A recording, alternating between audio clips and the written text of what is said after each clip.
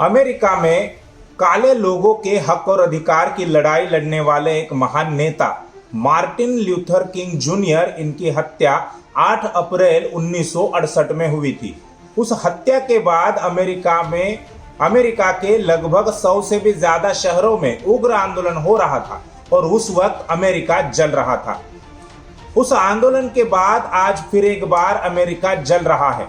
George Floyd की हत्या के बाद अमेरिका के 140 से भी ज्यादा शहरों में आंदोलन हो रहा है। अमेरिका के बाहर लंदन और बर्लिन में भी आंदोलन हुआ और आज के इस वीडियो में हम यही जानने की कोशिश करेंगे कि आखिरकार अमेरिका क्यों जल रहा है। नमस्कार, मैं संकेत और आप देख रहे हैं MNTV। अमेरिका में जो आज आंदोलन चल रहा है उसके पीछे कुल मिलाकर 5 कारण हैं। इसमें सबसे पहला कारण यह है कि इतिहास में उन लोगों के साथ किया हुआ अन्याय। जब हम अमेरिका में काले लोगों की गुलामी का इतिहास देखते हैं तब उसकी शुरुआत 1619 में हुई थी, जब अफ्रीका के जंगलों से काले लोगों को पकड़कर अमेरिका में गुलाम बनाकर लाया गया था। 2019 में उस घटना को 400 साल पूरे हुए और 2020 यह उस घटना का 401वां साल है। तब से लेकर अब तक उनके साथ अन्याय ही होता रहा है। इसमें दूसरा कारण है आर्थिक मंदी। कोरोना वायरस से फैली महामारी के पहले ही दुनिया आर्थिक संकट से जूझ रही थी। सन 1929 में ऐसी ही एक आर्थिक मंदी आई थी जिसे द ग्रेट डिप्रेशन कहा जाता है। इस द ग्रेट डिप्रेशन के बाद यानी 91 साल के बाद ऐसी आर्थिक मंदी या महामंदी आई है, ऐसा दुनिया के कई सारे अर्थशास्त्रियों का कहना है। इस महामंदी की वजह से लाखों करोड़ों लोगों को अपनी नौकरियों से हाथ धोना पड़ा। लोगों ने अपनी नौकरियां गंवा दी और इसके चलते गरीबी भी बढ़ गई। इस महामंदी के चलते ही कोरोना वायरस के वजह से जो लॉकडाउन किया गया, उस लॉकडाउन में भी कई सारे लोगों को अपनी नौकरियां गंवानी पड़ी। ऐसे में ही जॉर्ज फ्लॉयड की भी नौकरी चली गई। वो एक रेस्टोरेंट में बाउंसर का काम करते थे। लॉकडाउन की वजह से वो रेस्टोरेंट बंद हो गया और जॉर्ज फ्लॉयड की नौकरी चली गई। अमेरिका में जो आंदोलन चल रहा है इसमें कई सारी जगहों से हिंसा और लूटपाट की भी खबरें सामने आ रही है, लेकिन इस लूटपाट के पीछे का क्या कारण है ये कोई समझ नहीं रहा है। इसके पीछे भी आर्थिक मंदी यही कारण है, क्योंकि नौकरियां चले जाने के बाद बेरोजगारी और गरीबी बढ़ गई। उसी के चलते ही ये लूटपाट हो रही है। दूसरी तरफ अमेरिका में कोरोना महामारी से मरने वाले काले लोगों की संख्या भी सबसे ज्यादा है। अमेरिका में काले लोगों की अगर कुल आबादी देखी जाए तो वो 13% है और कोरोना महामारी से जो जितने लोगों की मौत हुई है उसमें काले लोगों की संख्या 70% है। डोनाल्ड ट्रंप जो कि वहां के राष्ट्राध्यक्ष है, उन्होंने कोरोना महामारी के लिए या उसे रोकने के लिए पर्याप्त मात्रा में काम नहीं किया, ऐसा आरोप पूर्व राष्ट्रपति बराक ओबामा इन्होंने भी अमेरिकी सरकार पर लगाया है।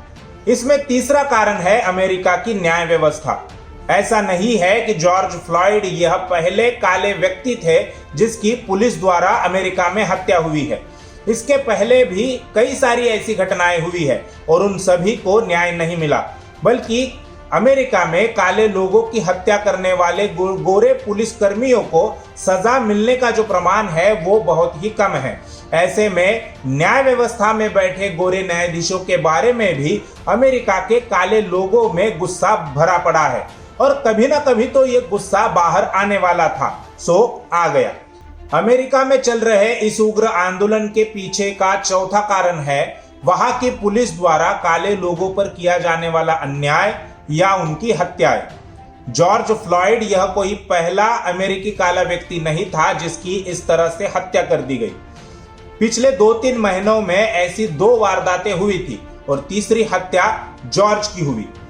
जैसा मैंने पहले भी आपको बताया कि अमेरिका में काले लोगों की कुल आबादी 13% है और पुलिस हिरासत में मरने वाले लोगों की संख्या में 25% काले लोग होते हैं।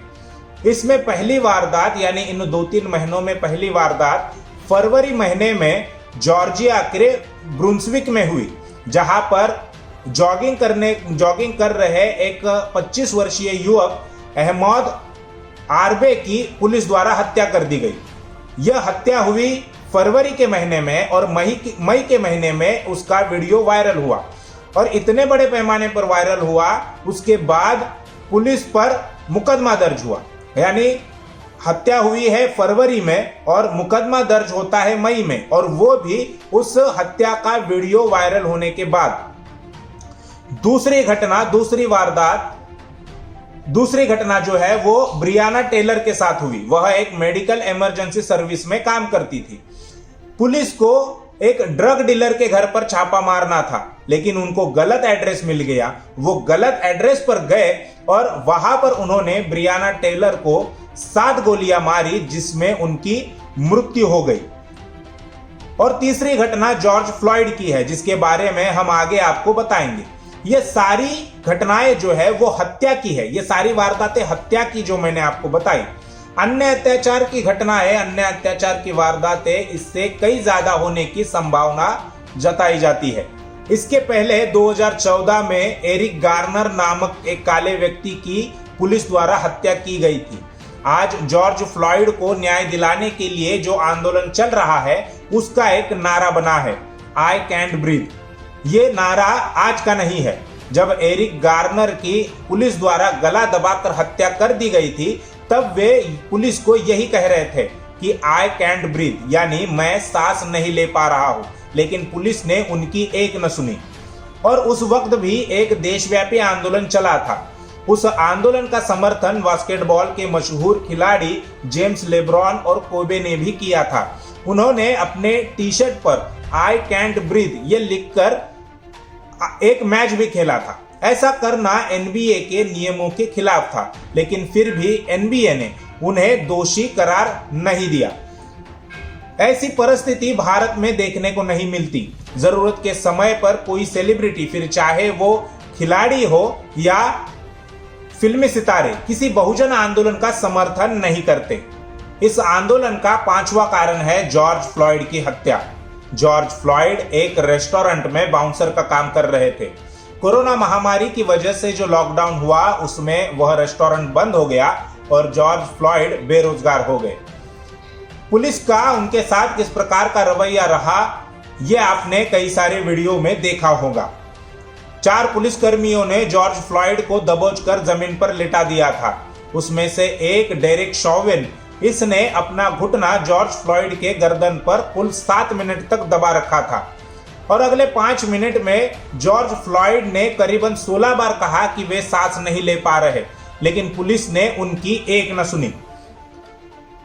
इसके कुछ समय के बाद पुलिस ने ही खुद इमरजेंसी एम्बुलेंस को बुलाया और जॉर्ज फ्लॉयड को अस्पताल ले जाया गया, लेकिन उसमें उनकी मौत हो गई।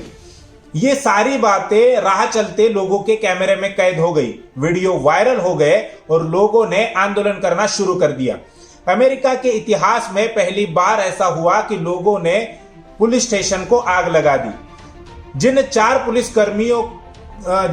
पुलिसकर्मियों ने ऐसा किया, उन 4 को निलंबित यानी सस्पेंड कर दिया है। यही 5 कारण है जिसकी वजह से अमेरिका आज जल रहा है। और आज इस माहौल में अमेरिका के साथ सारी विश्व की मीडिया अमेरिका के महान नेता मार्टिन ल्यूथर किंग जूनियर के एक भाषण को याद कर रही है।